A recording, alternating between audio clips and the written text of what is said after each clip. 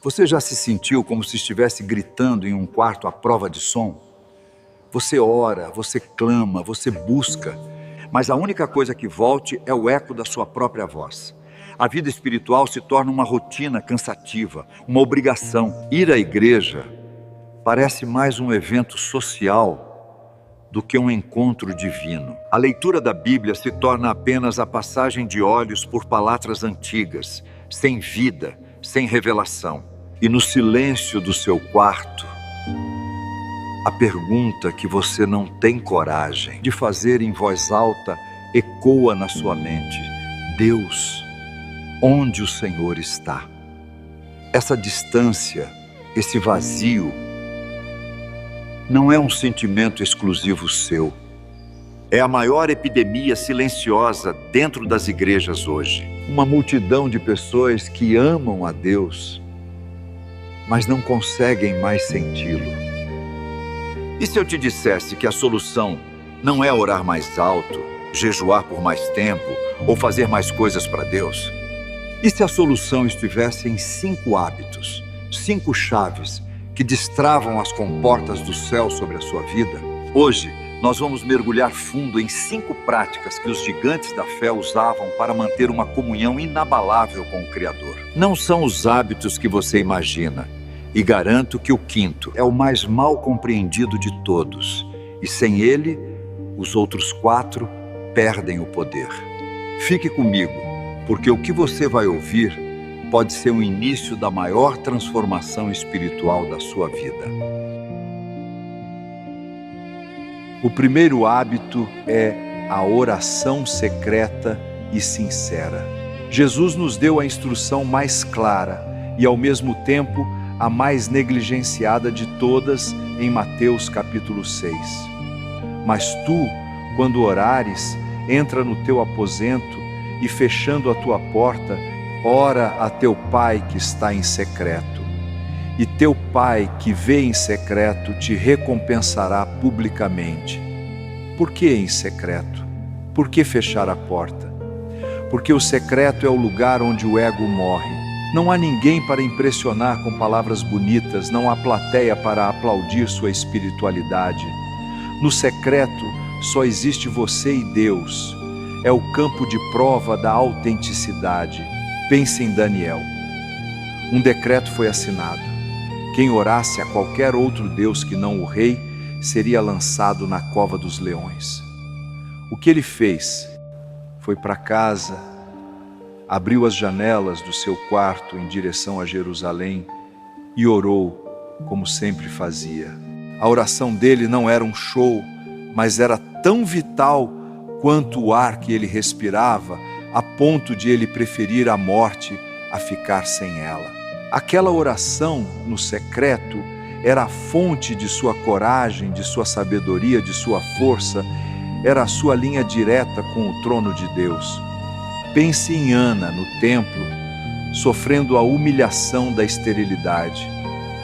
A Bíblia diz que ela orava e seus lábios se moviam, mas não se ouvia a sua voz. Era uma oração tão profunda, tão rasgada, que o sacerdote Eli pensou que ela estava bêbada. Ela não estava fazendo uma performance. Ela estava derramando sua alma, sua dor, sua verdade nua e crua diante de Deus. E foi essa oração autêntica, desesperada e secreta que gerou um dos maiores profetas de Israel. Sua oração hoje tem sido uma performance ou uma confissão? É um monólogo ensaiado ou um diálogo sincero? Antes de dormir hoje, não faça a oração de sempre. Encontre um lugar, feche a porta e simplesmente converse, desabafe, sem roteiro. É nesse lugar de vulnerabilidade que o poder de Deus se manifesta. O segundo hábito é a gratidão intencional. Se a murmuração é o veneno da alma, a gratidão é o antídoto. O apóstolo Paulo não nos deu uma sugestão, ele nos deu uma ordem. Em tudo dai graças, porque esta é a vontade de Deus em Cristo Jesus para convosco. Em tudo não apenas nas bênçãos, mas também nas provações, não apenas na abundância, mas também na escassez. Por quê? Porque a gratidão é uma arma espiritual. Ela tira seus olhos do tamanho do problema e os coloca no tamanho do seu Deus. A história mais poderosa sobre isso está em Lucas 17. Jesus cura 10 leprosos, 10 homens cuja vida era um inferno. Eram excluídos, doentes, sem esperança, e Jesus os restaura por completo. Imagine a euforia, a alegria. Eles correm para suas famílias, para suas vidas, mas apenas um samaritano, um estrangeiro, percebe o que realmente aconteceu e volta, se joga aos pés de Jesus e o adora. E Jesus faz a pergunta mais dolorosa de todas: não foram 10 os limpos? E onde estão os 9? Os 10 receberam a cura, mas apenas o grato recebeu a salvação e a intimidade. A gratidão abriu uma porta para ele que permaneceu fechada para os outros. A gratidão força o seu cérebro a procurar pela mão de Deus em cada detalhe. Ela te impede de tomar as bênçãos como garantidas. Você tem um teto sobre sua cabeça, alimento na mesa, o ar que você respira. A gratidão transforma o comum em milagre. Pegue um caderno agora mesmo, chame-o de Diário de Gratidão. E antes de pedir qualquer coisa a Deus, antes de apresentar sua lista de problemas, escreva 5 coisas pelas quais você é genuinamente grato. Faça disso uma lei na sua vida. Você vai começar a ver Deus em lugares que antes só via o caos. O terceiro hábito é a meditação na palavra. E aqui eu preciso ser muito direto. Se você apenas lê a Bíblia todos os dias, você está fazendo o mínimo, e isso pode ser inútil. Existe um abismo entre ler e meditar. Ler é informação, meditar é transformação. Ler é como engolir a comida inteira. Meditar é como ruminar, mastigar, extrair cada nutriente, cada sabor. O Salmo 1 diz que o homem feliz não é o que lê a lei do Senhor, mas aquele que medita nela de dia e de noite. Quando Deus chamou Josué para a missão mais impossível de sua vida, conquistar a terra prometida, Ele não lhe deu uma estratégia de guerra. Ele lhe deu uma ordem: não se aparte da tua boca o livro desta lei. Antes medita nele dia e noite, porque então farás prosperar o teu caminho e serás bem-sucedido. A vitória de Josué sobre Jericó não começou com a trombeta, começou na meditação. Foi meditando nas promessas e no poder de Deus que ele encontrou a fé absurda para marchar ao redor de uma muralha por 7 dias. Meditar é pegar um único versículo e carregá-lo com você o dia todo. É perguntar: Espírito Santo, o que isso significa para mim hoje, na minha situação, na minha família, no meu trabalho? É permitir que a palavra se torne carne em você.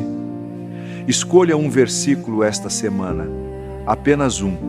O Senhor é o meu pastor, nada me faltará. Escreva-o, repita-o quando o medo vier. Sussurre-o quando a ansiedade atacar. Deixe que ele saia do papel e se torne a sua realidade. Isso é o que separa os meninos dos homens na fé. O quarto hábito é o serviço ao próximo.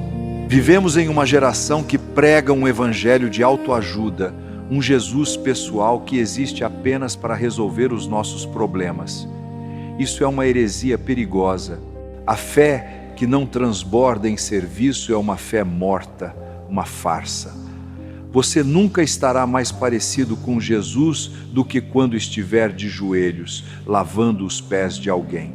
A parábola do bom samaritano é o sermão mais duro de Jesus contra a religiosidade vazia. O sacerdote e o levita, os homens do templo, os profissionais da fé, viram um homem espancado, quase morto, e passaram para o outro lado. Talvez estivessem atrasados para o culto. Talvez não quisessem se contaminar. Eles tinham a religião, mas não tinham Deus. Foi o samaritano, o impuro, o inimigo, que parou, que sentiu compaixão, que gastou seu tempo, seu óleo, seu vinho e seu dinheiro para cuidar de um estranho. Naquele dia, foi o samaritano quem verdadeiramente adorou a Deus.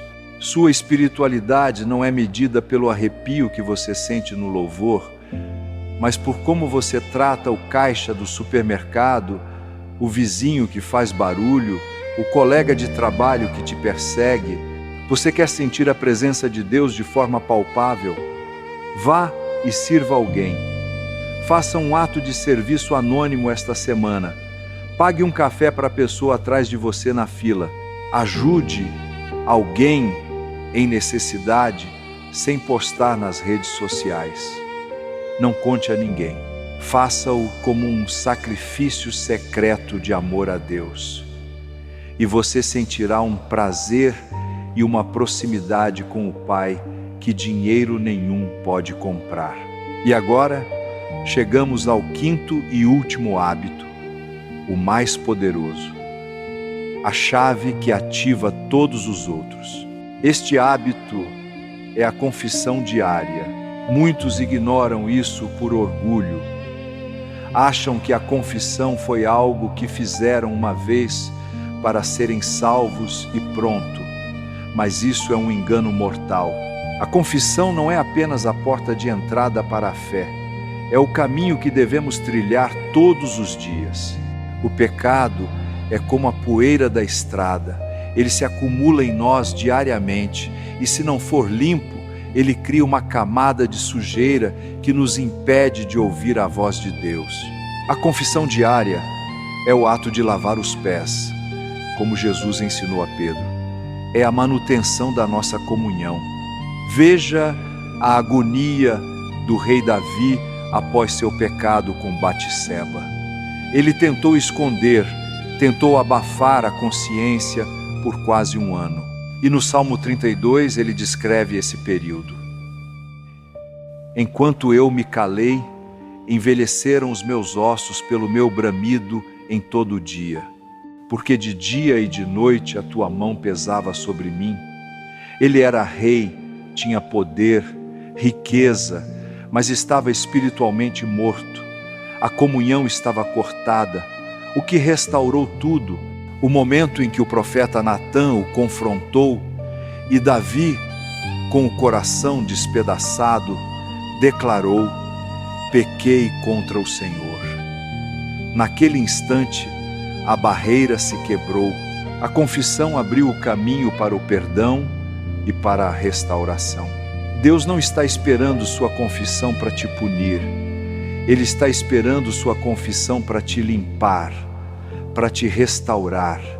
Termine cada dia com um inventário do seu coração. Onde você foi egoísta hoje? Onde a inveja sussurrou em seu ouvido? Onde uma pequena mentira saiu de seus lábios? Apresente isso a Ele, sem desculpas, sem justificativas. Apenas diga: Pai, eu falhei aqui, me perdoa. E receba a promessa de um João 1:9, que diz que Ele é fiel e justo para perdoar e purificar de toda injustiça. Durma no oceano da graça de Deus, não na prisão da sua culpa. Estes são os 5 hábitos: oração secreta, gratidão intencional, meditação na palavra, serviço ao próximo e confissão diária. Imagine sua vida daqui a 30 dias, praticando isso, a ansiedade diminuindo, a paz que excede todo entendimento se tornando real, a voz de Deus, que antes era um sussurro distante, se tornando uma conversa clara e constante. Isso não é uma fantasia, é uma promessa para aqueles que o buscam com todo o coração. Se esta palavra ardeu em seu espírito, se você sentiu um chamado para ir mais fundo, então faça parte deste movimento. Inscreva-se agora, para que você não perca a próxima mensagem que Deus tem para você. E o mais importante, não enterre este tesouro. Pense agora mesmo em uma pessoa que está lutando, que está se sentindo distante de Deus. Seja a ponte. Compartilhe este vídeo com ela. Seja a resposta à oração de alguém hoje. Que Deus te abençoe e te guarde.